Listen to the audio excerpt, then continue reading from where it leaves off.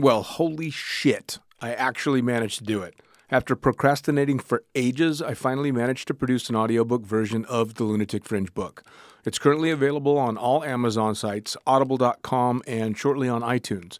And if you're the page-turning type, it's also, of course, still available in Kindle form, paperback, and hardback on Amazon.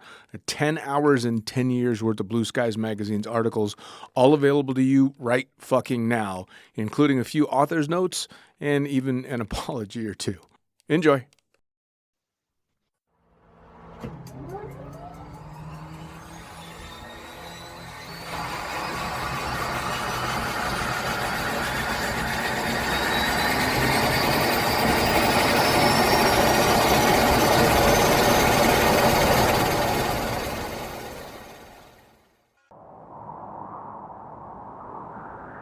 In a world. Mate, hold up. We said we're done with the serious intros. Who said? Well, we did.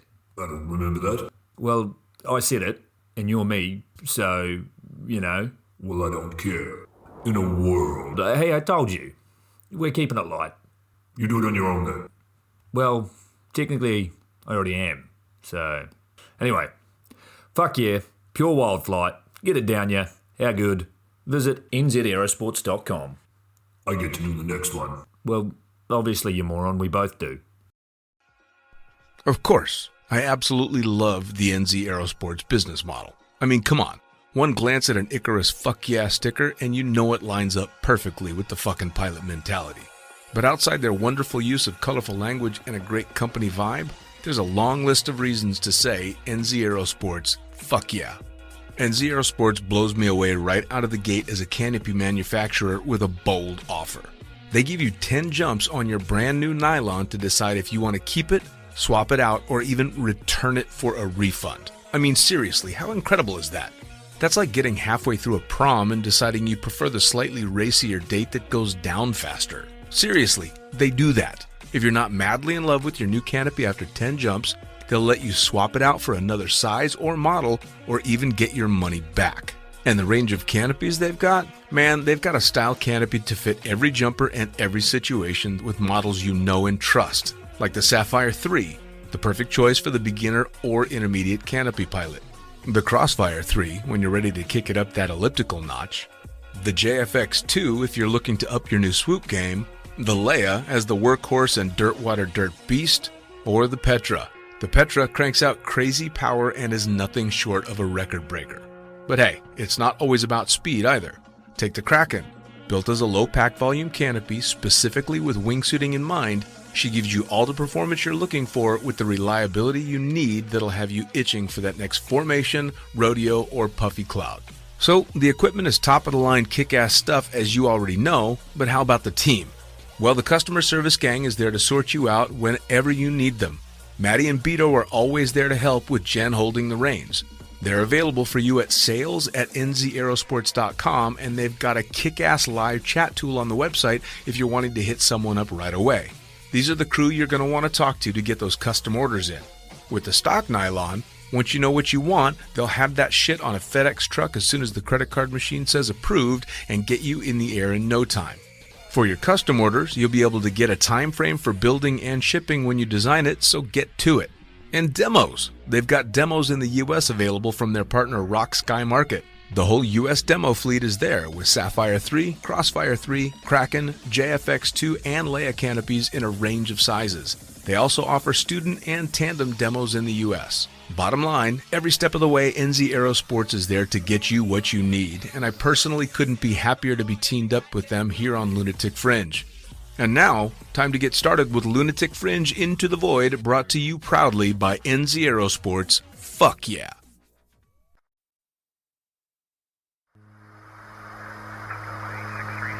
Coming straight from the cockpit, it's another episode of Lunatic Fringe with the fucking pilot.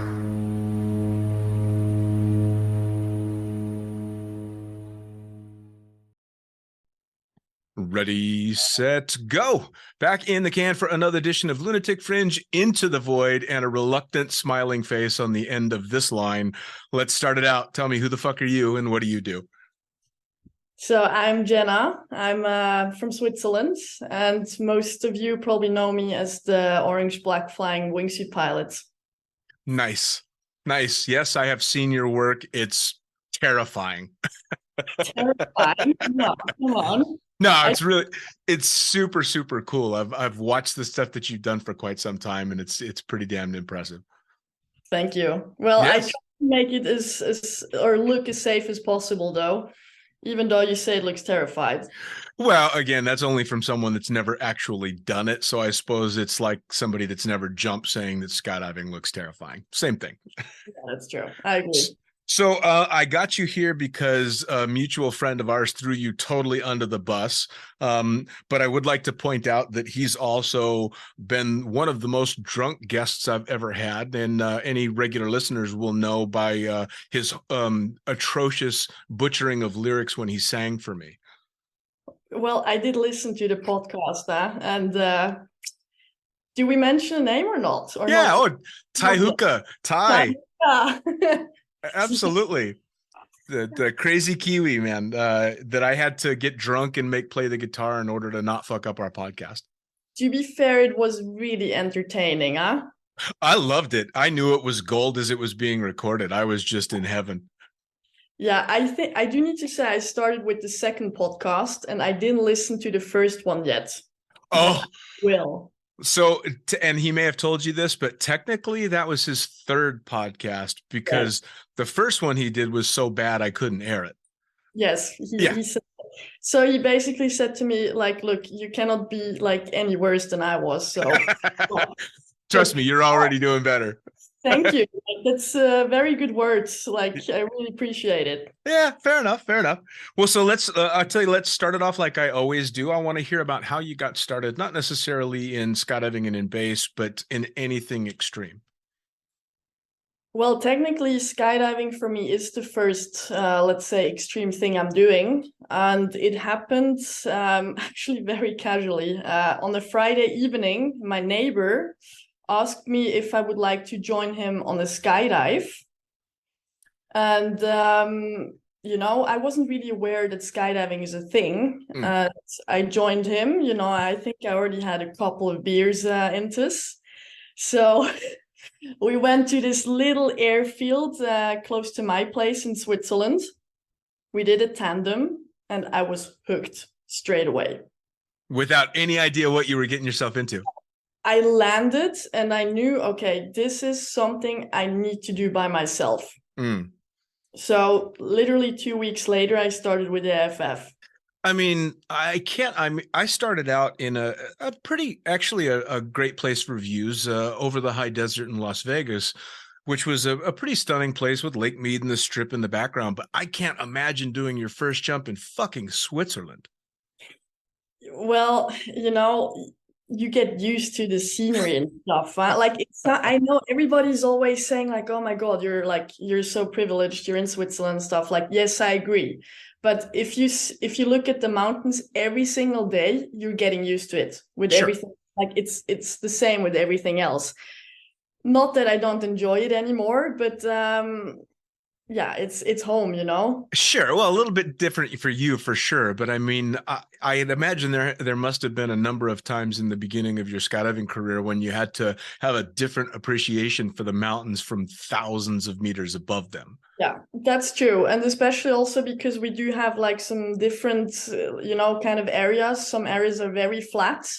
So you only see the mountains from far. But when you actually go like to a drop zone in the mountains, it's really like, oh my God, like this is crazy. It has to be.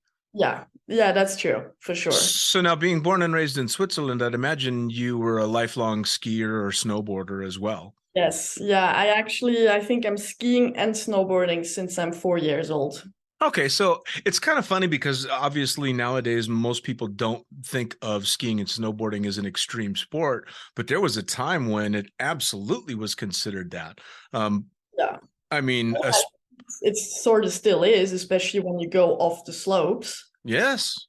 I mean, I'm aware like that actually here in Switzerland, I think skiing and snowboarding, they have a lot more accidents than for example, in base. Of course. Oh, absolutely. I mean, and you can play the numbers game and say a lot more people ski and snowboard, but still I mean, you can just break it down and even smaller, and probably more people die hitting trees every year. For sure. And I think what's like a massive issue is a lot of people do the après ski, and they go on the slopes a bit tipsy or even drunk, and that's when the big accidents happen. Oh, sure. Well, I mean, skiing, it's par for the course to stop for lunch and have a drink. Yeah. Especially in Europe where everybody's drinking wine for lunch, and whether you're skiing in Switzerland or Italy and all this, right? I mean, it's Yeah, for sure. That's true. Yeah, and especially the French people, huh? yeah. Well, French and Italian, yeah, for sure. Yes. And only saying that 1 or 2 glasses of wine for lunch is no big deal. Well, it's not if you're just strolling around, but it is if you're skiing down a fucking mountain. Yeah, I agree. Especially, I would feel these 2 or 3 glasses for sure. Sure. So 2 weeks after that first jump, you sign up for your AFF. And how did the AFF course treat you? How was it? Well, I think, the first 2, 3 jumps, I had no idea what I was doing. Like, you're just getting thrown out of a plane, and somehow you just trust your 2 instructors. But it took me a while to start realizing what's going on. But I mean, I loved it from jump number 1. It was for me something really fascinating. I was always into flying, especially helicopters. But somehow the capability, like flying by yourself, even though doing AFF, you're literally just falling down. It's just, it was really fascinating for me, like from jump number 1. Sure. What did the family think when you got into skydiving? Was this something that they were, oh, sure, go at it, or were there pushback? They were a bit afraid first, because obviously I was the first person in the family wanting to skydive. But then I actually changed their opinion about, that must be, let me think, 4 years later, when I did my tandem rating and I took my mom and my dad for a skydive. Oh, wow. That had to be cool. Yeah, it was, I never pushed them to skydive, because I said, if you guys want to skydive, it needs to be your idea. But somehow when I was in Australia, because my parents visited, they both said, you know what, I think now it's the time we really want to experience why you really love what you're doing. So I took my dad first, which was amazing. My mom was a bit more hectic. But it was fun. And at the end, they both, they said, it's not something we really need to do again. But they understand my thought behind it. It's amazing that there's something that with just one time going through it, just one experience in skydiving can give someone a complete understanding of somebody else's motivation, even if they don't want to do it. Yeah. I don't think there's very many things like that.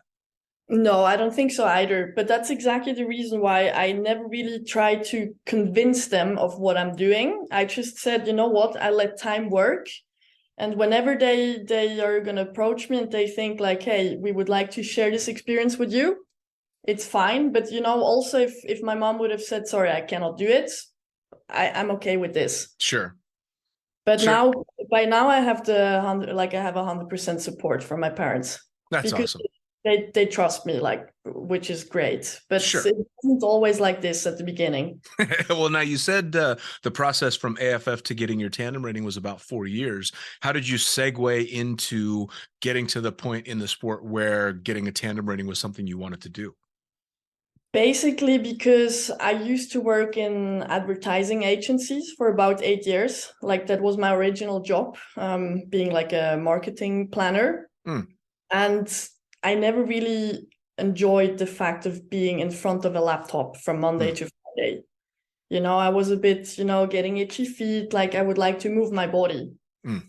And then basically I tried to find out how you could make a living from skydiving. And obviously tandems is the first thing, you know how it goes. It's the first which comes to mind. And that's why I was basically working to get, 500 or 600 tandems? I can't remember. 500, yeah. 500 jumps, I think. Yeah, to get that as quick as possible so I can get my license.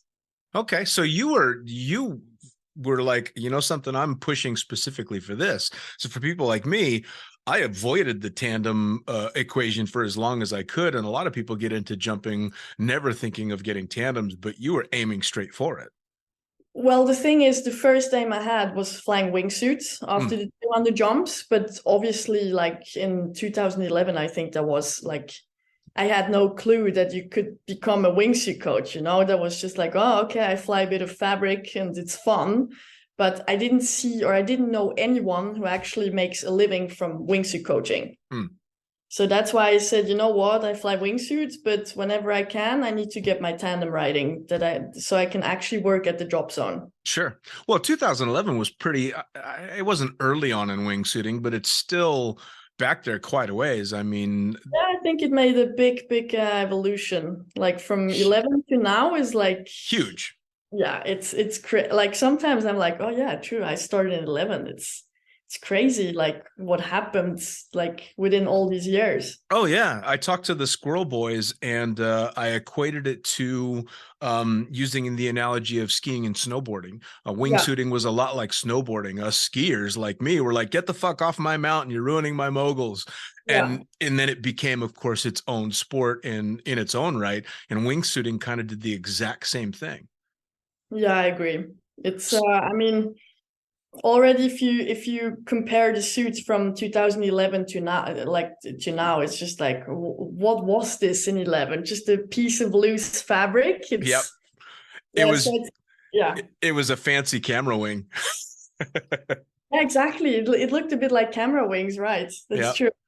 So as you're getting ready to go do your tandem rating, this is still a number of years ago. Did you get pushback for being a woman getting her tandem rating, or was it getting normalized then? No, for sure. Like, what did I hear? Like, you're not strong enough. You're a female, and you know, it's hard work. But the thing is, my drop zone in Switzerland, they really needed women because the customers over there are from Oriental countries or Asian, and some of the women do want to jump with a female. So I was lucky that this drop zone actually wanted a second tandem instructor as a female, but it wasn't an easy road, huh? It's definitely not. I mean, I remember helping friends all the way back in 2004, preparing to get their tandem ratings and spending time in the gym, trying to build up strength and endurance with muscles that you would use in tandems. But more than anything, it was getting past the mental block of being told forever that women shouldn't be doing this shit. Yeah, I mean, I still have the opinion that it's not really about the strength, but the technique you're having, especially when it comes to landing. Yeah. But obviously, being fit and having some muscles, especially for the parts in the plane, you know, with making the harness tight and so on, there it helps. But for sure. But I think as long as you have the height, because if you're very small, I think it's a bit tricky. Sure. But as long as you're having a decent height, it works. You know, you just need to do it. Sure. Well, finesse is a huge thing for sure. One of the things that still catches me off guard, because I haven't done tandems in quite some time, the motto that I used to have for tandems was dress for success, because I'm only 5'9", not particularly tall. So even on hot summer days, I'd wear a jumpsuit with drag, and I never got taken out of control more than, you know, a roll here or a flip there, because I had big arms and big legs to fly through it. But now everybody flies in fucking swoop shorts and t-shirts. And sorry. No, I was just going to say the finesse level has increased so much more, you know, and the flying ability has increased so much more, which is a wonderful thing to see. Yeah, but I remember, like, because I also had to use a really massive baggy suit. But then I think at the end of 200 jumps or something, I was also in shorts, even with my like skinny legs. It's funny. I just got caught in that loop of this is how I fly. And I flew a really thin suit and it did the trick for me. And I stuck with it for 8,000 tandems. You know, I mean, I would have felt naked in swoop shorts and a t-shirt. Yeah. Well, to be fair, I did stop after 500 tandems. Did you? Smart girl. Well, at some point I had this choice between, do I want to work in the wingsuit tunnel or do I want to stick being a tandem instructor? So it was a very easy choice. I was going to say that wasn't a tough one, was it? No. I mean, if I can fly wingsuits, then I will always choose the wingsuit. So now, how did the evolution of wingsuits come about for you as you're, chucking drogues and doing all this? How did you make time to get to the point where you could go to a wingsuit tunnel and start to coach wingsuits? I was really lucky, to be honest, because I remember I went there the first time in 2017 when it just opened, and I think I bought a package of 5 hours or so. And then what basically happened, I was flying so much and the instructors didn't have anything to teach me anymore. And then I think one evening, like one of the owners from the tunnel came to the bar and he said, you know what, you're so annoying, Jenna. Either you now stop flying so well or you just start coaching. That's literally how it all began in the tunnel. Nice. So from one day to the other, I just swapped from being a client to a coach. That's pretty awesome though. But I mean, this is kind of a sport that lends to opportunities like that, right? Yeah. I was for me, that was like, oh my God, like I can work in the wingsuit tunnel, the very first one. So right. Like a big dream came true. And that's the same way that I got my first gig in the Las Vegas wind tunnel. I was just there so fucking much that they ended up having to pay me. Yeah, I mean, they were so annoyed, because it was a bit of a tough one for the coaches. Basically, like whatever they taught me is like, okay, she just copies it. It's annoying, I don't know. I think that's flattering, right? I mean, and especially if you've got the talent to pull it off. Well, I don't know. It's just, it was like, don't forget that was like the beginning. Like the whole coaching wasn't too advanced yet. It was basics. So, yeah. More men than women coming to learn, I would imagine. Oh, for sure. It's always male dominated. Of course. Right? So how much pushback was there being a female coach for a bunch of dudes? I mean, for them, it was great because they wanted a female as well, because they said they don't want to just have a tunnel ran by guys. Sure. So for me, it was definitely a lucky thing, for sure. Did you find pushback from customers, or were the customers just like, no, she's a badass flyer, we want her to teach us? No, actually, I never had that. Like, that's nice. I think I can call myself very lucky. I never really had this thing of, oh, she's a female. Let's not get coached by her. That's awesome. And that seems to be predominantly how it is nowadays. I just remember how it used to be back in the day. You'd get those guys that were too macho for their own fucking good and didn't want to be taught anything by a woman. I think, yeah. But I think it also, it all depends on how you approach like a male or in general guys. I mean, if you show up being a bit shy and very much into like, oh, hey, can I, Sure. So now you get somebody, say you get somebody like me that's got a lot of jumps but zero experience in a wingsuit, and they show up in the tunnel. What are the things they need to be thinking about prior to? Like, what are you looking for as you're teaching someone to get into wingsuiting? For me, it's just you need to be capable to put yourself in the student mode again. That's it. Like if you're open to learn a new thing, then I think there is no issue at all. Nice. But it's always the same thing. Like once somebody's in this mindset of, okay, I'm a wingsuit pilot, I got 1,000 wingsuit jumps and I'm a badass, I need to be a badass in the tunnel as well. So they're very much focused on their own mindset instead of actually just being there and thinking, you know what, I forget whatever I know in the sky. This is a new thing. Let's see what she's saying. It's amazing how fucked up the ego can get you, right? Oh, but it's all. I think that's also a guy's thing. Oh, yeah, it is. It is. I mean, I know women with egos too, but it's predominantly a male thing for sure. That's why I love being a female in base. When I'm on the exit, I don't care. Nice.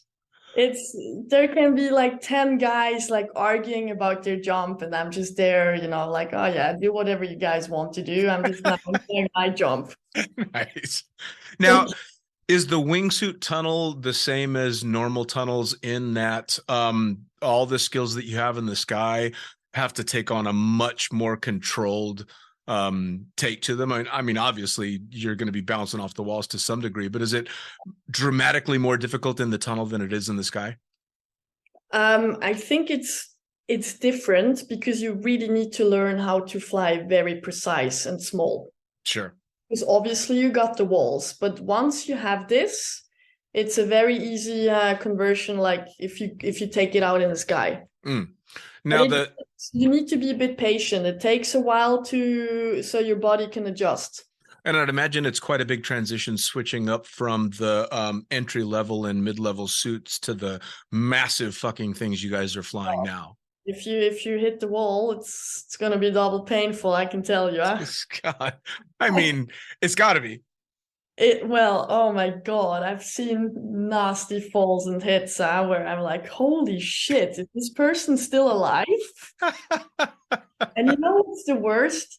I should be like having this face of like, oh my God, what's happening? And I just start laughing. I mean, like, oh my God, this is so funny, but I'm not supposed to laugh. I'm the coach here. Yeah, no, it's kind of funny. I mean, it's funny right up unless somebody gets hurt. And then in retrospect, you're like, okay, I'm an asshole for laughing, but it's still fucking funny when it happens. It is, especially when you know nothing happened, but it just like it looked ridiculous. Like how do you even manage to do this? I'll tell you what, I had when I was doing my AFF instructor course, one of the guys that was getting his AFF license got busted on a level, and he got really pissed off saying, no, the instructor did something that only a skydiver would do, and that's bullshit. And the guy running the course was like, you have no fucking idea what real students will do. Yeah. You never know. It's the most amazing shit. You never know what's coming. That's the thing when you do first flight courses as well, huh? It's just a big surprise. Has to be. It has to be. So now you talked about base jumping. How did that start? Because that's next level. For me, it started in 19. Actually, only after I had, I think, already 2,000 wingsuit jumps, like the sky. And a couple of hours in the wingsuit tunnel, like way too many hours. But that's when I actually had this feeling of, you know what, I might actually know what I'm doing. I would like to take it to the mountains. Nice. And that's when I started.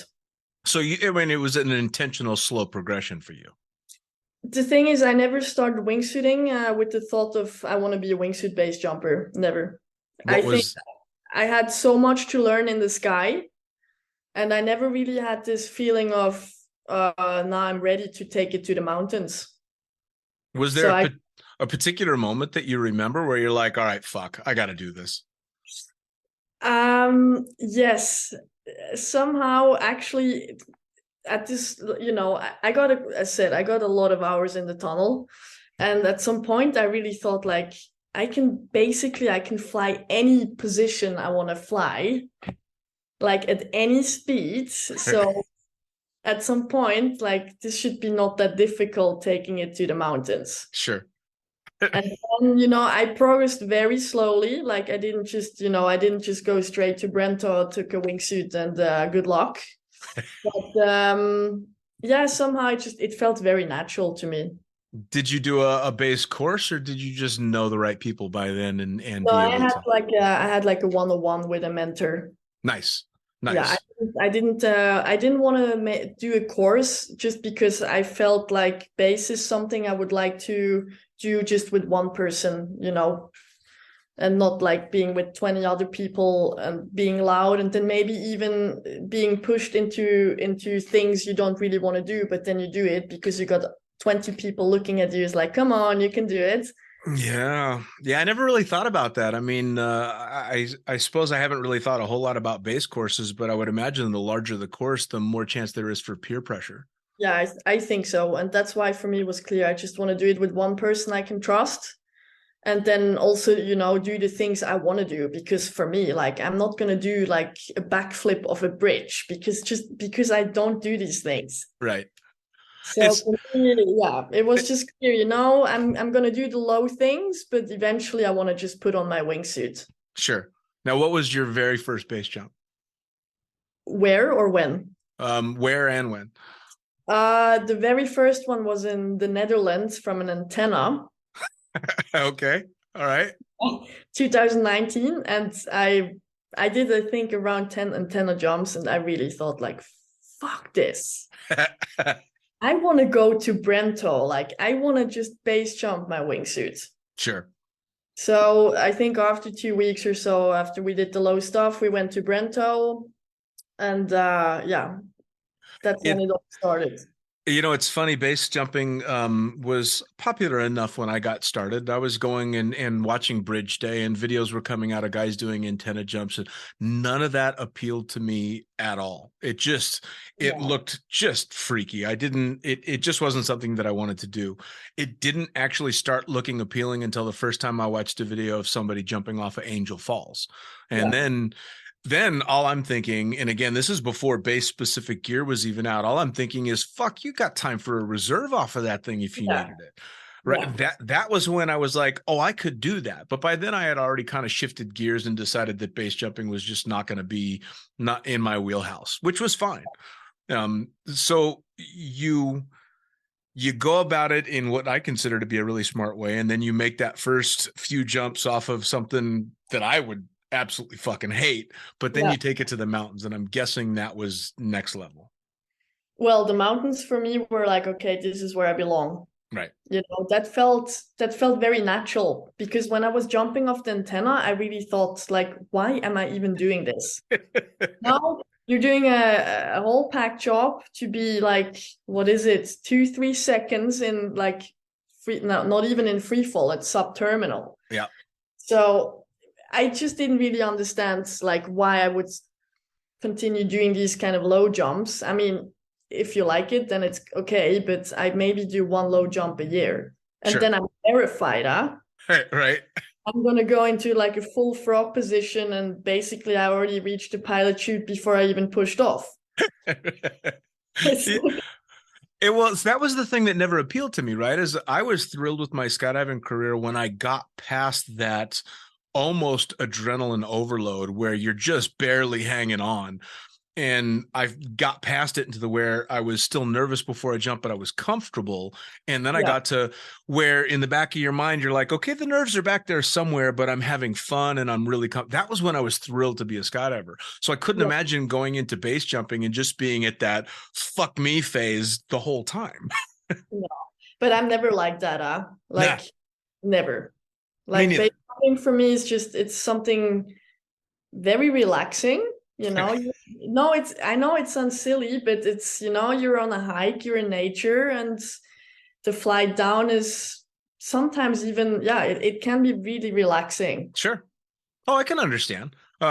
So I'm assuming that first time you stepped off of Brento, the instant you stepped off the cliff, you knew. Yeah, straight away. Any nerves standing at the exit point? Yeah, for sure. I was a complete mess. Brento, it looks like a massive ball, and it can be quite intimidating, and it's high.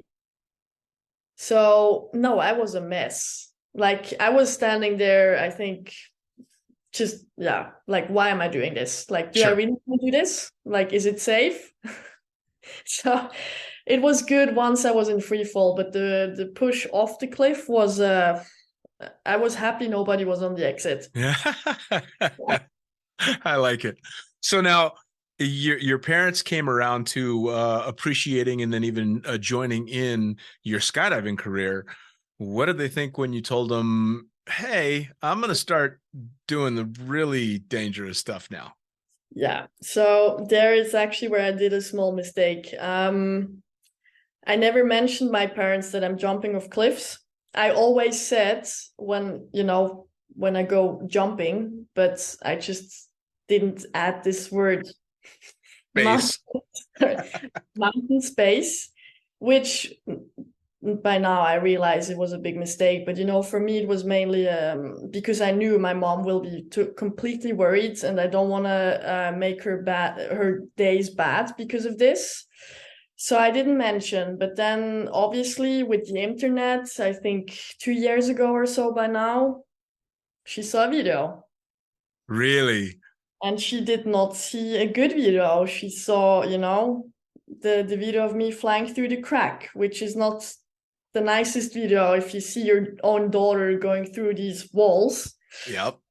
So yeah, that was a massive discussion and some difficult times, but then I just tried to approach them, like basically in a way trying to be super honest and open, and also letting them know what kind of jumps I'm doing and explain them more. And now they're at the stage where they sometimes even join me to Lauterbronn to watch me jump. Really? Yeah. Wow. I tell you what, hats off to your parents, because if my daughter came to me and said, "You want to," yeah, it's not always easy. I do sometimes catch, especially my mom. She wants to hide her emotions, but Sure. I feel it, especially when she says goodbye. And we don't really then talk about it, because she's also aware of if she actually starts showing the emotions, it's gonna really mess with my mindset. Because Sure. obviously I love my parents, I love my family. All I want them is actually, to not be worried. Sure. But it's not a lot, but here or there I do have these moments with them. Sure. I got a tough question for you. Yeah. What if they put their foot down and said, "You need to stop"? Well, they actually never tried, and you know why? When they came to Lauterbronn and they saw me after landing, they realized, like, wow, like she is so happy. All the time when I came back from base jumping for dinner or something, they noticed how happy I am. Sure. So for them, I think it would be a very easy thing to say, like, you shouldn't do this. And sometimes, they still joke, like, yeah, come on, you can stop this soon. But I think they are very aware of how much base jumping is giving me. And there I think now I also got their trust, because I said, I think I'm considering myself as a very conservative jumper.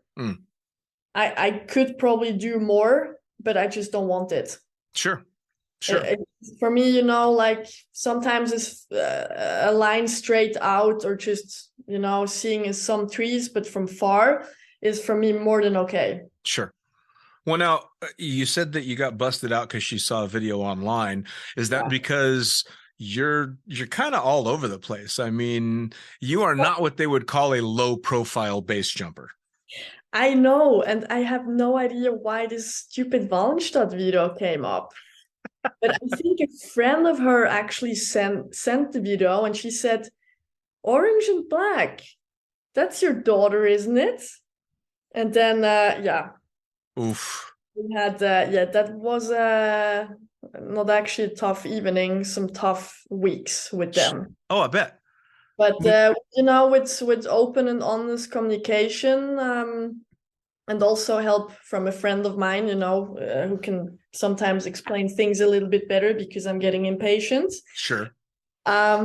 We sort of managed, and as said, like, I think they still would be happier with me not base jumping, but of course they're just aware of how much I love it. They support it. Nice. Now, where did the transition?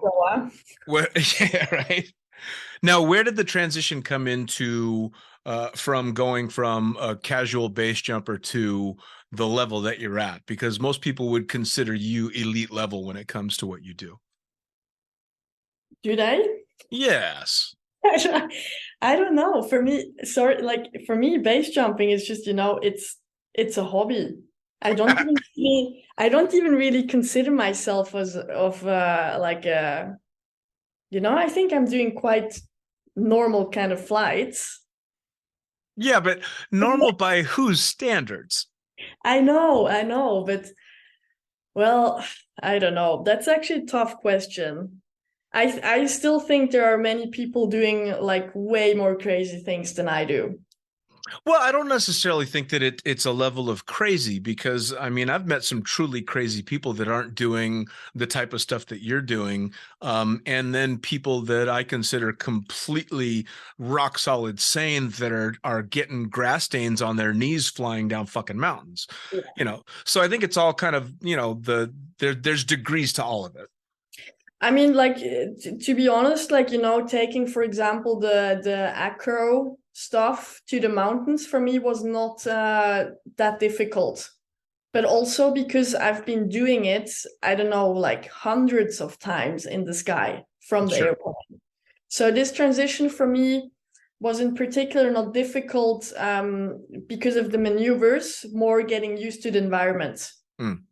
So for me, if I'm now like, it sounds a bit strange, but if I'm flying down a mountain on my back or on my belly, for me, in this case, doesn't make a massive difference because I'm just so used to it. Sure. Well, I mean, I suppose you can equate that to say just your average 1,000 jump skydiver no longer has to think about exiting an aircraft stable, right?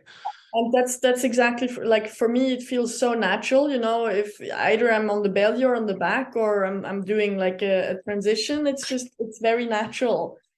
Well, yeah, and I'll tell you what, the logical brain that I have tells me that you're completely right, but the one watching the videos just can't wrap my head. It just doesn't make sense to me. Yeah, but I sort of understand. Sure. Now, have you ever on any of these jumps, was there a jump that kind of pushed you towards what you consider a more conservative type of flying? Have you scared yourself? Actually, I can touch wood, but in base, I never had a moment where I thought, okay, I need to take a step back. Not once so far. That's good. And I have about, I think I just did my base jump number 555. Wow. And no, so far, like with all honesty, not once. That's either really, really good or you're batshit crazy. I think there I can be honest to myself, and I do get scared as well. That's But good. somehow in base, so far, I never really had low pulls or things where I thought like, ooh, this was a bit too close. But I think just because I approach it very conservative. Sure. Well, now, as a non-base jumper, explain to me what not too low is. Well, I do have my rule. For example, I do want to be on the canopy for a minimum 35 to 40 seconds. Okay. I know for you this is low, but if you jump in Lauterbrunnen, other people have a standard of 8 seconds. Sure, of course. Oh, absolutely. It's that looks like a human is impacting into the ground any second. Oh, trust me, I know. I've watched the videos, and it's funny because the older I get, the more I feel like the little old worried dad as I watch my friends doing these things. And of course, to them, it's just another day, and it's a very mellow jump, and they're being conservative. But to me, holy fuck. No, I don't think there is anything conservative when you pull your canopy that low. I don't think so either. No. Like this is no way. Some of it, I'll tell you what, again, I'm so torn between the two because I'm so impressed with some of the things that I see. I watched a video not that long ago of Danny Roman swooping past a grass field with a bunch of people videoing, then flaring, and then turning around and landing on that grass field. Yeah, that was really cool. I mean, and I even said, I think I commented, I'm like, fuck me, Danny, to which he just laughed, but it blew me away. I was literally floored. That was super amazing. I really enjoyed this as well. And it's and if you haven't seen the video, look up Danny Roman's stuff and check it out because I can't describe it in a way that does it justice. It just, nothing looked right to me coming from the skydiving world. I'm like, no way did you just fly 30 feet over their heads and then open your parachute and land with them. Yeah. So now, real, but I really liked it as well. That was it. It was super impressive. And I mean, it's Danny Roman, so he's doing all kinds of crazy things for sure. Yeah. Do you see stuff that you're watching it going, no, that's just way too much for me? Or are you the same as me and you just really appreciate what these guys are doing? I think I have a bit of both. I really appreciate the video, especially if it's a nice edit, you know, and you see a little bit more of the story behind everything. But like obviously here or there are things where I'm like, okay, like really? Is this like, do you really need to do this now? Yeah. I mean, at the end, like everyone should do whatever they want, but it's like it's not. I'm not looking at all videos thinking like, thank you so much. I really appreciate it. For sure. Is social media bad or good? I like it for the job, and basically it's for me a sales tool. But for private things, I'm not a big fan of it. Do you think social media has driven way too many people without experience into your sport? Yeah, for sure. I think so. Especially, I think a lot of people jump for the video. I'd say a fair amount of them, yeah. Basically, I don't know, like because I go actually quite often to the valley without a camera, and then I even get the question like, why do you not have a camera? I was like, yeah, why? What do I want to film? The grass below me? So I don't think it's per se always a good thing, social media, because I do believe it's nice and it can be very motivating, but you also need to really, you know, make a difference between what's reality and what's, you know, just social media. I'd be interested to see if there's a correlation between a spike in fatalities in base and the rise of social media and the popularity in terrain flying videos. Yeah, I mean, there you saw a bunch, like of these terrain flying videos where, you know, sometimes, which also for me is a bit hard to see, then, you know, you see, like you read the comments like, oh, dude, this is amazing, this is next level, and so on. But on the other hand, you know that everybody's talking about this person being on the list anytime soon. Sure. So I have here or there a tough time with, you know, you motivate with all these comments and shares, but then the person is dead. Yeah. Because I just don't, like, somehow I don't get why you cannot just tell a person, you know what, like, if you're happy with this, do it, but I think you just should stop flying this close. Yeah. I mean, obviously you can't, a big part of base and the mentality behind it is you do your own thing and you don't tell anybody else what to do. But there's also that big part of you that, and I'm sure you're exactly the same. I've lost a lot of friends to base accidents. And you wish you could just turn back the clock and go, do you really need to do this? Like, do you really need to push that fucking hard? And I think part of it, even for the guys that are the best of the best, there's this push because of social media to come up with the next amazing thing. For sure. You know, I agree. One of the things that I've loved to see so much now is a lot of the pair flying and the teams that are pulling away from the mountain a bit, but doing all these incredible things at a, I dare say, safer distance from the terrain. That's a good thing, I think, about acro, because it pulls you a bit away from the cliff automatically. Yep. It does, because obviously you do need a bit of margin. And I mean, so far, thankfully, I've never seen anyone flying as a pair like a meter above the ground, doing transitions and stuff. Sure. I hope it stays like this. But no, I mean, it can be great for sure, especially, I always love seeing people flying as a pair. You know, I think it also, in a way, can keep you safe. Sure. Well, I mean, my favorite pair ever to watch was Matt and Nick. The most incredible dynamic flyers, and on the occasions when you'd be able to see through the visor and get a look at their faces, there were always smiles. There was always, you could just see the pure joy just fucking vibrating off of those guys. Yeah, I agree. I agree. And it has to be like that. I mean, to be able to share that so intimately in the moment. Well, I mean, obviously I had it as well. Yes. And I mean, it is great. Like, it's fantastic if you can share like jumps with somebody, like being so close to you, without even needing to communicate. Right. Like, this is also now, like, you know, I think I think I will miss in future. But I actually did a couple of jumps with Nick recently in Dubai, and it felt really amazing because you had this like somehow strange connection. Sure.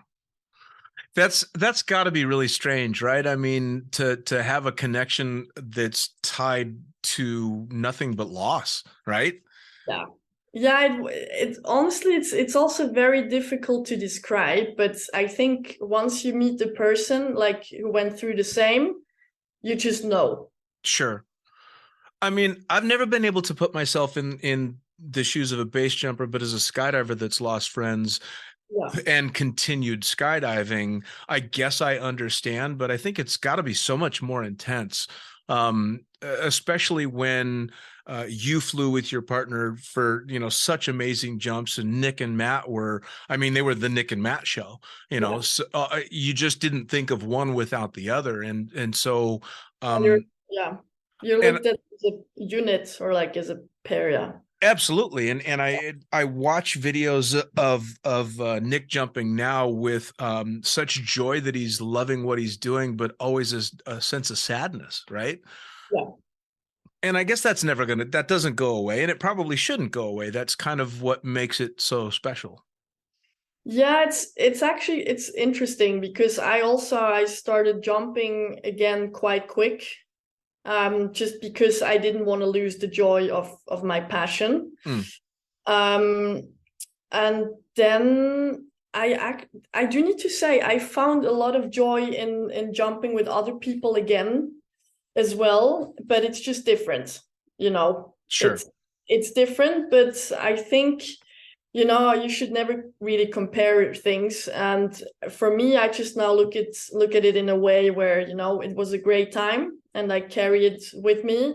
Sure.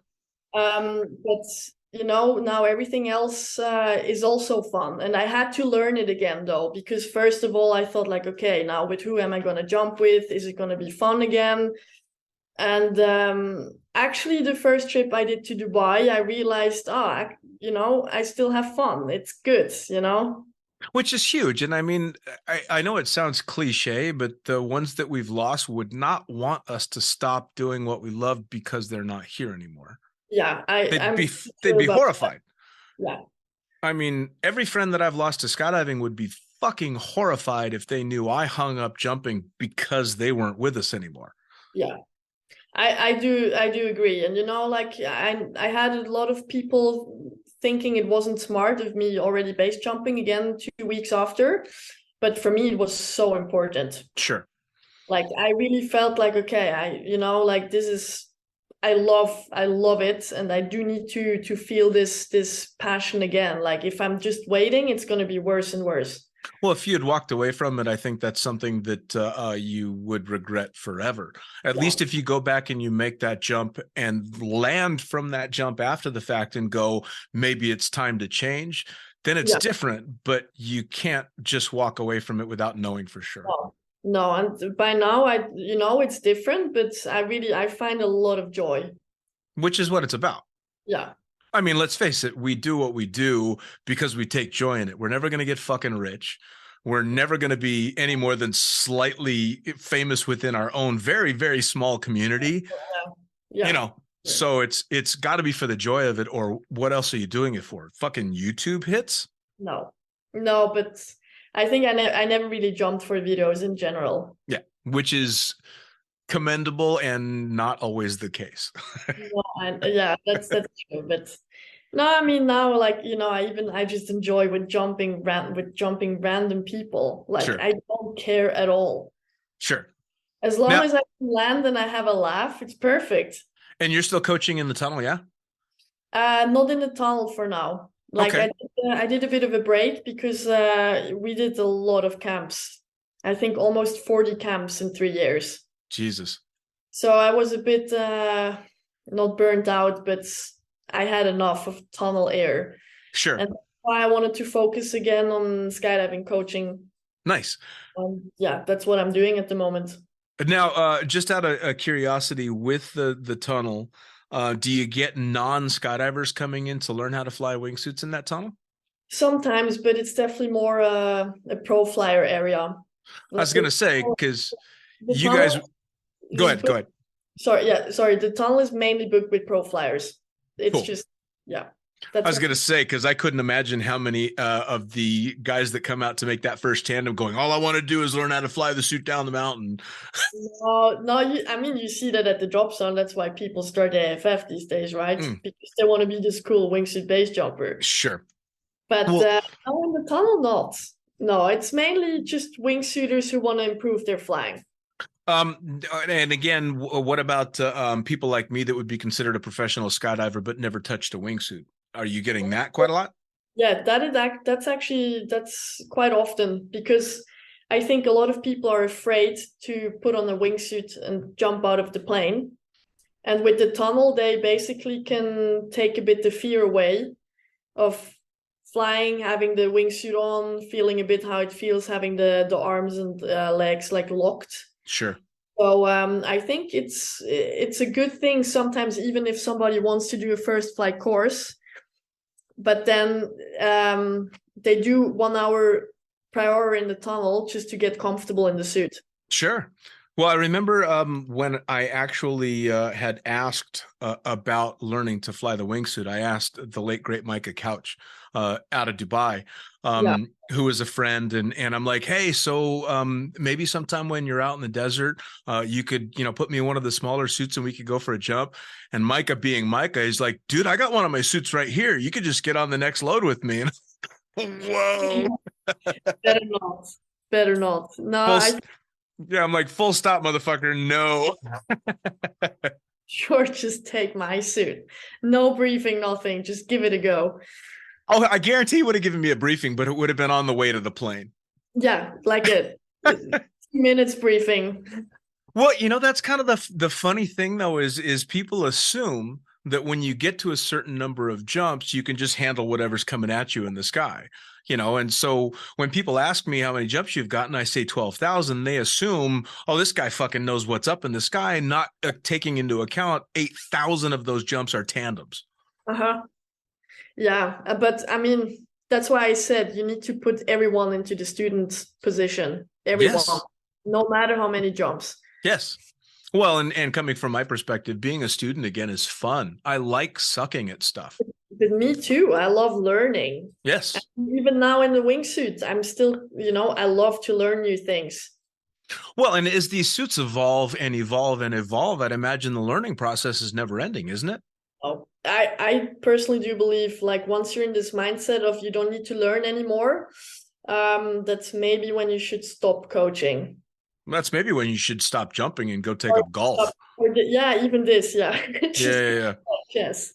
Yeah, if you've got nothing left to learn, give it up. It's like in everything. You can, you can learn something like on the canopy. Like in general, I think the more the more open you are, the better and safer, especially. Nice. So now, as a professional wingsuit coach in the sky now, how do people book time with you? How do they come out and jump with you? How do they follow you on social media? What's the path to get to you? Well, most people contact me on Instagram. Oh. Instagram. I'd never checked the numbers on my website, maybe even through the website. I don't know. I just get messages on Instagram, super easy. Or they see me at the drop zone and they're like, oh, you're this wingsuit chick. Can you coach? Like, sure. This wingsuit chick. Like, yeah, sometimes a bit shy even. It's like, yeah, for sure. We can, you can book me. That's no issue at all. That's cool. I will admit, usually I get a lot of my guests through Instagram, just to, whether they're friends or not, I approach them that way.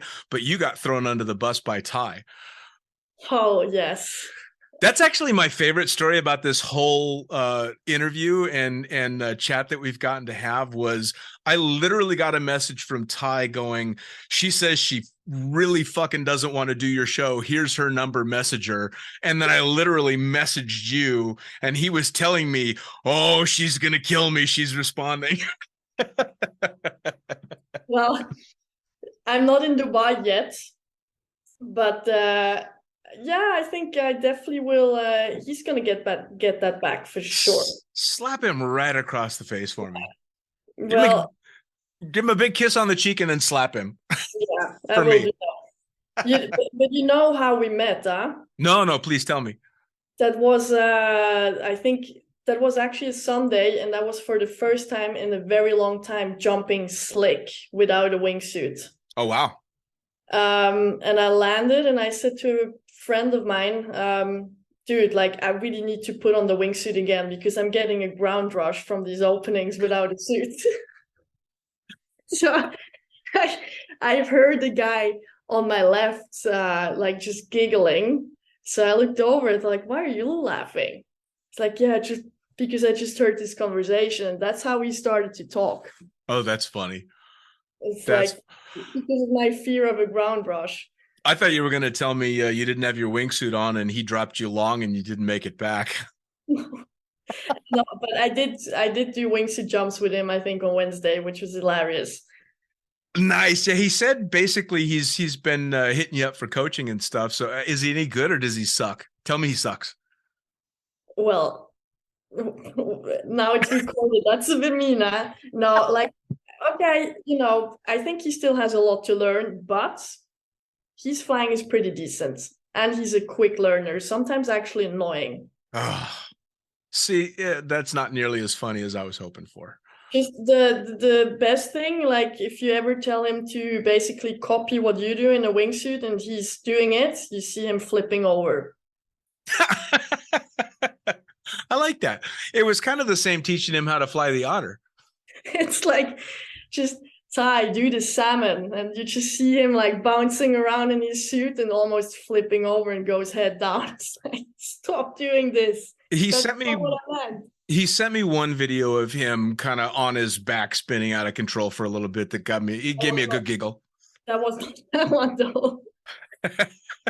Not with me. Well, once he was a bit out of control, but he fixed it. Oh, fair enough. Well, I'll tell you what, I'm thoroughly glad that he threw you under the bus for the conversation. This has been great. I've really enjoyed it, and I'm glad you took the time. Thank you. I really enjoyed it, actually. So it was not as bad as I thought. Yeah, see, I don't know if I should be insulted by that, but everybody says the same thing. Well, that wasn't nearly as bad as I was expecting. No. It's just, sometimes you need to push me a bit and then it's fine. Fair enough. Well, hey, like I said, I really thank you for the time, and I'll be looking forward to following your adventures as they continue. Thank you so much. You take care. Yes, you too. Thank you. And there you have it. Another episode of Lunatic Fringe Into the Void, brought to you as always by, and say it with me, fuck yeah, NZ Aerosports. Head to nzaerosports.com. By Pussfoot. That's right, head to pussfoot.com, the extreme sports collective, and check out everything they've got to offer. By summitparachutesystems.com. Jarrett Martin and the family cranking out amazing pilot rigs, as well as incredible rigging courses. And now joining the Lunatic team, it's the one and only Tony Suits. You know him, you love him. Head to tonysuit.com. Check out all the amazing standards, as well as the new incredible signature line they've got going on. And as for us, the Lunatic Fringe is now on YouTube. That's right, you're going to have the chance to put faces to the audio by heading to youtube.com and looking up the Lunatic Fringe podcast. It's easy. Hit the like button, hit the subscribe button, check out all the amazing videos from the previous guests that we've had, as well as new and upcoming interviews on video. As always, I am the fucking pilot. Head to thefuckingpilot.net or theprincesspilot.com. Thanks for joining. We'll see you next time around.